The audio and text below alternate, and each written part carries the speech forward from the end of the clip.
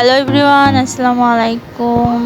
তো ফ্রিজে পুঁই শাক রাখছিলাম, তো পাতাগুলো শুকিয়ে গেছে। তো আমার গাছ থেকে কিছু পাতা নিব। তো পাতাগুলো নিয়ে এসেছি, টাটকা পাতা। ডাটা বেশি হলে ভালো লাগে না, পাতাটা একটু বেশি হলে ভালো লাগে। তো পাতাগুলো আমি তার মধ্যে দিয়ে দেবো। আর থাকছে ধুমা, অনেক বড় ধুমা। এটা ধুমাটা বিচি হবে নাকি এটাই ভাবছি। তো কাটার পর দেখছি না, এটা জালিয়ে আছে, বিচি হয়নি। তো এখানে আমি কুটে নিয়েছি ধুমা, আলু আর পুঁই। এর মধ্যে দিয়ে দেবো চিংড়ি আমি ভালো করে ধুয়ে নিয়েছি। এখন এটা আমি ভেজে নিব।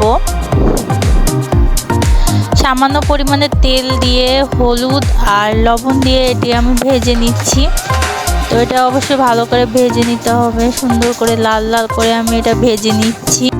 চিংড়িটা ভাজা হয়ে গেছে। এখন আমি তেল দিলাম কড়াইতে, তার মধ্যে দিলাম সব রকমের মশলা আমি আজকে কম দিয়েছি। মশলার মধ্যে আমি পুঁইগুলো দিয়ে দিলাম। এখন পুঁইগুলো নেড়ে চেড়ে দিব, দিয়ে ভালোভাবে যেন মশলাগুলো মিশে, এর জন্য ভালোভাবে নেড়ে চেড়ে দিব। নেড়ে চেড়ে দেওয়ার পর এটা ঢাকনার সাহায্যে আমি ঢেকে দেব। ভালোভাবে এটি নাড়া হয়ে গেছে, এখন আমি এটা ঢেকে দিব।